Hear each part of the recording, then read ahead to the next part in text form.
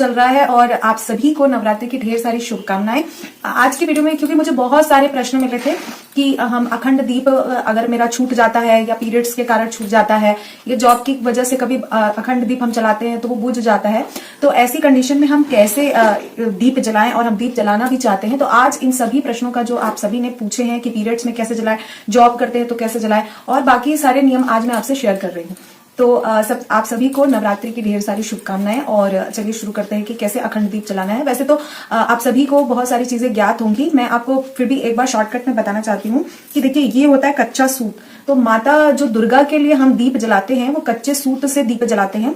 और क्योंकि अखंड दीप होता है इसमें हम कोई भी बीच में ऐसा नहीं कि बीच में दीपक बुझ जाए, ये पूरा लगातार 9 दिन चलता है। जैसे हम कोई सामान्य पूजा भी करते हैं अगर संकल्प के साथ, तो हम उसमें दीपक जो होता है पूरी पूजा के दौरान हम जलाए रखते हैं। उसी प्रकार से अगर हम नवरात्रि का व्रत का संकल्प कर रहे हैं पूरा प्रथम से लेकर 9वीं तिथि के लिए, तो हम उसमें पूरा 9 दिन अखंड मतलब टूटना नहीं चाहिए, वो जलते रहना चाहिए, ऐसा दीपक जलाना होता है। किसी भी माध्यम से अगर आप दीपक नहीं जला पा रहे हैं, मान लीजिए जॉब है या किसी भी तरह से आपकी जॉब भी है तो भी आप जला सकते हैं। अगर आपके घर में आपकी जगह पर कोई और है तो भी आप अखंड दीपक जला सकते हैं। और अगर आप पीरियड्स में हैं तो आप बीच में अगर आपके पीरियड्स की डेट है तो मैं आपको यही सजेस्ट करूंगी कि आप न जलाएं।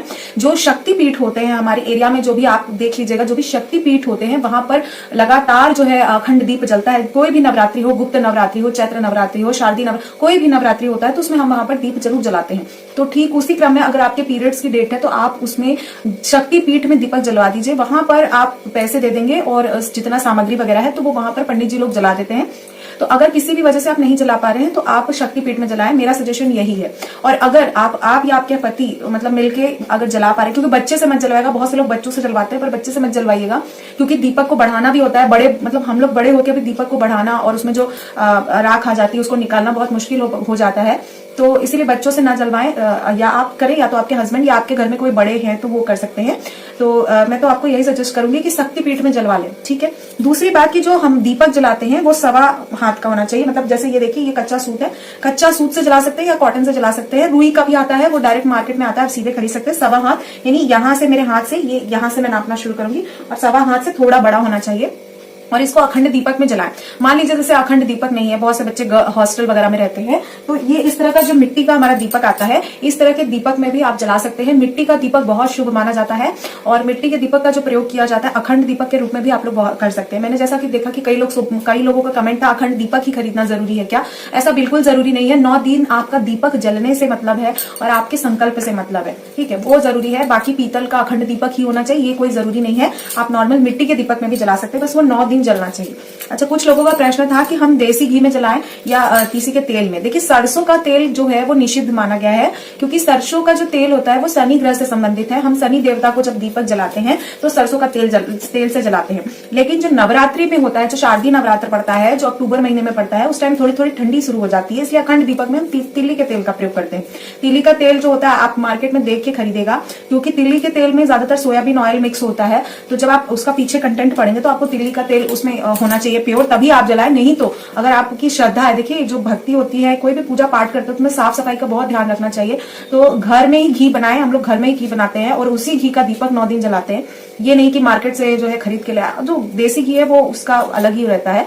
तो कोशिश करें देसी घी का जलाएं, क्योंकि चैत्र नवरात्र है तो देसी घी काफी अच्छे से आपका जल जाएगा, कोई आपको दिक्कत नहीं होगी, दिया किसी भी तरह से बुझेगा नहीं आपको, ठीक है। तो ये मैंने कुछ विशेष जानकारी दी है आपको अखंड दीपक को जलाने के लिए। जैसे कि हम श्री कलश स्थापना करते हैं, महालक्ष्मी श्री कलश की स्थापना जो हम नवरात्रि में करते हैं, तो वैसे ही उसके नीचे हम अष्टदल कमल बनाते हैं ना। अष्टदल कमल बनाना हमारे यहाँ बहुत जरूरी माना जाता है। तो अगर मान लीजिए हम छोटी विधि से करना चाहें दीप के लिए, अखंड दीप के लिए जो हम जला रहे हैं, तो उसमें हम कैसे करें ना, तो उसके लिए ऐसा कर सकते हैं हम लोग, जो लाल रोरी होता है हमारे पास, जैसे लाल रोरी हम लोग रखते हैं इसमें, तो इसमें देसी घी मिक्स करके उसको घोल बना लेंगे। और घोल बनाने के बाद एक प्लेट ले लीजिए। प्लेट क्योंकि ज्यादातर मंदिर वुडन के होते हैं, मेरा भी मंदिर वुड का है, तो वुड के मंदिर में हम लोग डायरेक्ट नहीं लगा सकते उसको, तो आप एक प्लेट रखिए और प्लेट जो है उसके ऊपर अष्टदल कमल बना दीजिए। अष्टदल कमल बनाने की वीडियो मैंने अलग से चैनल पे अपलोड करी हुई है, आप उसको देख सकते हैं। चावल से कैसे बनाएंगे, रोरी से कैसे बनाएंगे, आटे से भी कैसे बनाएंगे। हमारे यहाँ पर आटे का भी अष्टदल कमल बनाया जाता है। जैसे हमारे दादी लोग गणेश चौथ का व्रत रखती थी तो वो अष्टदल कमल हम लोग आटे का बनाया करते थे।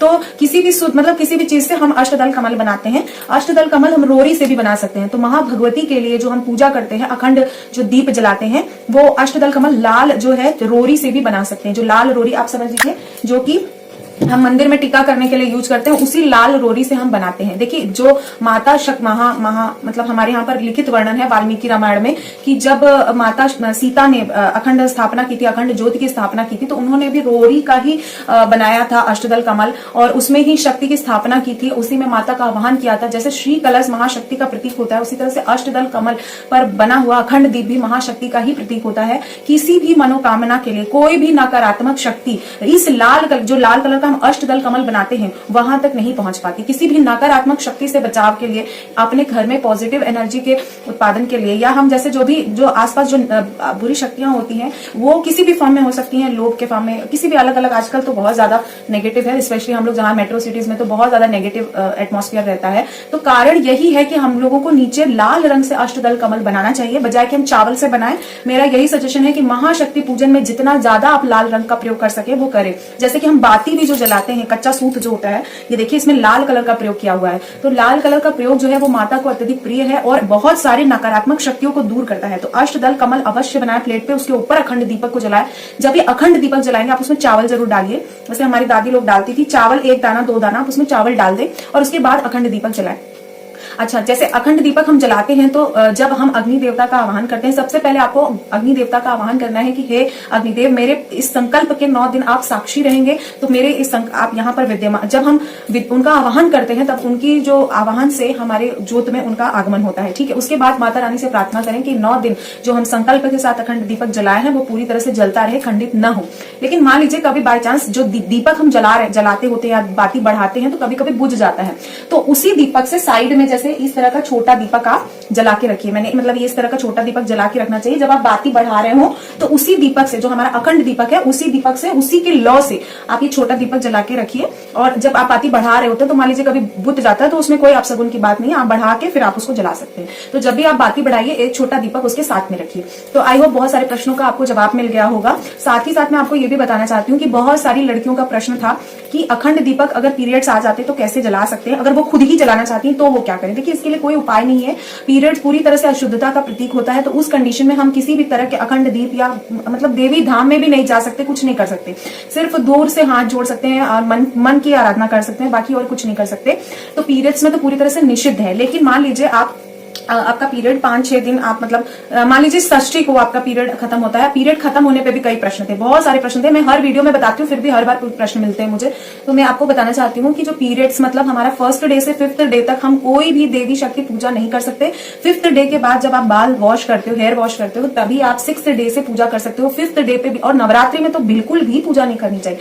6th डे से पहले आपको पूजा नहीं करनी। 6th चाहे आपका तीसरे ही दिन खत्म हो जाए फिर भी आप 6th डे पर ही पूजा करें। ऐसा नहीं कि तीसरे, मैंने कई यूट्यूबर को देखा है कि हाँ 3 दिन पर खत्म।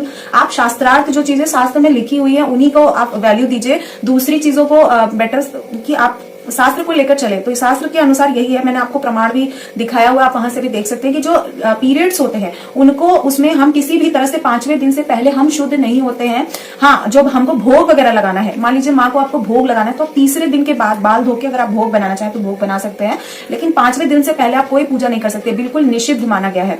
तो उसी क्रम में मैं आपको बताना चाहती हूँ कि अखंड दीप आप, जैसे आपका आज मान लीजिए षष्ठी है, षष्ठी तिथि है नवरात्रि की, तो 6वें दिन से भी आप अखंड दीप जला सकते हैं। जब आप संकल्प करेंगे, संकल्प की भी मैंने वीडियो अलग से डाली है प्रदोष व्रत के लिए, गुरुवार व्रत के लिए, आप उसको सर्च करके देख लीजिएगा। देखिए मैं आपको बता रही हूँ, एक फूल लेना है आपको और हाथ में गंगा जल लेना है और अक्षत लेना है। अक्षत को अगर आप लाल रंग का रोली से रंग लेंगे तो और अच्छा है, ठीक है। नहीं तो आप अक्षत ले लीजिए, गंगा जल ले लीजिए।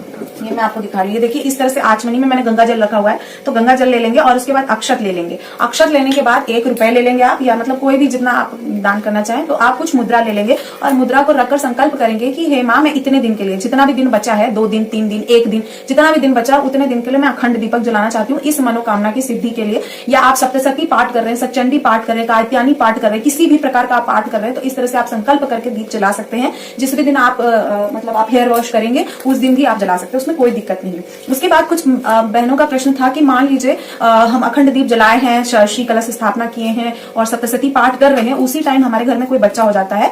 तो जब बच्चा हो जाता है तो हम उस टाइम क्या करें? देखिए, अगर घर में अचानक से किसी की मृत्यु हो जाती है, सूतक लग जाता है, पातक लग जाता है, कोई बच्चा पैदा होता है, अशुद्धता की अवस्था होती है हमारे घर में, चाहे वो खानदान का कोई भी हो, उससे हमारे घर में अशुद्धता होती ही होती है। तो इस कारण में अगर ऐसी कंडीशन आपके यहाँ हो जाए तो आप अब क्या करेंगे? आप पंडित जी को बुलवा के वो जो भी श्री कलश स्थापना की है आप उसको मंदिर में दे दीजिए और उनको दक्षिणा दे दीजिए, वो वहां पर जला सकते हैं, ठीक है। नहीं तो आप अपने मतलब जो आपके आसपास जो कोई क्लोज फ्रेंड हो जो आपको देख सके आपके अखंड दीपक को और श्री कलश को, आप उनको वहां पर स्थापित करवा दीजिए। अदरवाइज खंडित ही हो जाता है। अगर इस तरह की मतलब इस तरह से अगर डिलीवरी होती है घर में या मृत्यु होती है तो वो खंडित ही माना जाता है, वो आपका पूर्ण नहीं माना जाता है, ठीक है। लेकिन मन से आप पूजा कर सकते हैं, आध्यात्मिक मन से जो पूजा कर सकते हैं। बाकी देखिए, अगर आप श्री कलश का, मैं एक आपको बताना चाहती हूँ कि मन की संतावना मतलब मन की उसके लिए कि हम पंडित जी को दे दें या मंदिर में जलवा दे दिया, लेकिन जब हम अपने घर में खुद से स्थापना करते हैं, खुद से शक्ति आह्वान करते हैं, तो उसका एक अलग ही पर्याय होता है और उसका अलग ही महात्मा होता है जब आप खुद से पूजा करते हो।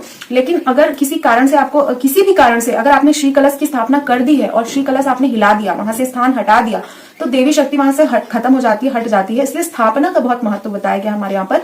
तो अगर आप यहाँ इस तरह का कोई भी प्रकार का होता है तो आपका पूजा खंडित ही हो जाता है। व्रत तो कर सकते हैं लेकिन पूजा पूरी तरह से खंडित हो जाती है। सप्तशती पाठ आप नहीं कर सकते। अगर आपके घर में सूतक पातक लगा हुआ है तो सप्तशती साक्षात महाशक्ति का प्रतीक मानी गई है, आप सप्तशती का पाठ नहीं कर सकते बिल्कुल। अच्छा, उसके बाद ये एक लोबान से संबंधित प्रश्न था। देखिए, ये कोड़िया लोबान है और लोबान मैं भी प्रयोग करती हूँ महा नवरात्रि पर्व के मौके पर। अष्टमी को विशेषकर हम लोग लोबान का प्रयोग करते हैं। नवरात्रि में तो 9 दिन लोबान से माँ को आरती करना चाहिए, बहुत अच्छा होता है। और जिनके मतलब बच्चों के साथ दिक्कत है, जैसे मान लीजिए जिनको प्रेगनेंसी की प्रॉब्लम है, बच्चे नहीं हो रहे, उनको तो स्पेशली करना ही चाहिए। कोड़िया लोबान का बहुत महत्व बताया गया है। और तो कोड़िया लोबान ये तो मैं यूज करती हूँ। आप कोई भी लोबान यूज ले सकते हैं जो आपके आसपास मिलता हो। और लोबान का माँ को धूप मतलब लोबान को मिट्टी के ऐसे, वैसे लोबान का एक पूरा आता है ऐसा कटोरी जैसा होता है, आपने देखा होगा, मार्केट में मिल जाता है। अगर नहीं भी मिलता है, आप छोटे लेवल पे भी करना चाहते हैं तो कोयला जो आता है, एक कोयला आता है, उसमें आप डायरेक्ट डाल के भी जला सकते हैं। और अगर नहीं भी जलाना चाहते तो गोबर जो होता है, कंडी जो आता है हमारा, उसमें भी आप जला सकते हैं। पहले आप कंडी को जला लीजिए और उसको कैसे गैस पे जला सकते हैं, ऐसा कोई दिक्कत नहीं है कि आप लाके उसमें, क्योंकि हवन नहीं कर रहे हैं हम आरती कर रहे हैं, तो आप वहां पर भी जला सकते हैं। या कपूर जला लीजिए, कपूर थोड़ा सा ज्यादा जला के उसके ऊपर लोबान डाल दीजिए, उससे भी आपका पूरा लोबान जल जाता है। तो छोटे में अगर आपको करना है तो इस तरह से कर सकते हैं, और बड़े में आपको करना है तो वैसे तो कोयले पे या कंडी पे ही किया जाता है, जो गोबर वाला होता है। आपके उधर क्या कहते हैं, गोबर को जो सुखा के बनाते हैं उसको कंडी बोलते हैं हमारे यहाँ, उस पे ही लोबान जलाया जाता है और उसी का महात्मा है, ठीक है। लोबान बहुत ज्यादा नकारात्मक शक्तियों को दूर रखने में काफी प्रभावशाली है। और क्योंकि ऋतु परिवर्तन हो रहा है ना, तो साइंटिफिकली भी बहुत अच्छा है, लोबान बहुत अच्छा है आपके घर के लिए, तो जला के रखना चाहिए। किसी भी प्रकार का वास्तु दोष होता है ना, तो वो नवरात्रि के समय जब आप अखंड दीपक जलाते हैं, जब शक्ति कलश की स्थापना करते हैं या लोबान जलाते हैं, तो उस तरह जो भी तरह का वास्तु दोष होता है, किसी भी तरह की नकारात्मक शक्ति का वास होता है, तो वो दूर हो जाता है। जब लोबान आप जलाएंगे, महाशक्ति को जब आप आरती वगैरह करेंगे, तो आप किचन में भी दिखा सकते हैं, जहां आप अन्न मतलब जहां खाना भंडार वगैरह होता है वहां पर भी आप दिखा सकते हैं। या फिर जहां पर आप लक्ष्मी की स्थापना करते हैं, जैसे तिजोरी कुछ पैसा वगैरह रखते हैं जहां दिवाली में, वहां पर भी लोबान का आप दीप वगैरह दिखा सकते हैं, लोबान दिखा सकते हैं, काफी अच्छा होता है।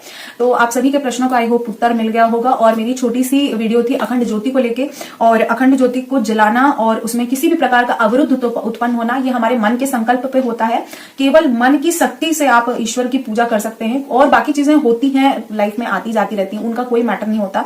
जो मन की शक्ति से पूजा होता है वही काफी अच्छा होता है, और वही हमारे स्वास्थ्य के लिए, हमारे लिए और हमारे आध्यात्मिक शक्ति के लिए हर प्रकार से सही होता है। और कुछ लोगों का ये भी कहना था कि सप्तशती का पाठ कर सकते हैं क्या चौथे दिन से? बिल्कुल नहीं कर सकते। बहुत लोग ये भी यूट्यूब पे है कि हाँ देवी आराधना हो, सुखमय हो। जल्दी ही मेरी लेटेस्ट वीडियो हवन से संबंधित, आपके कई प्रश्न आ रहे थे, तो हवन से संबंधित और कन्या पूजन से संबंधित वीडियो डिटेल में आपके साथ शेयर करूंगी।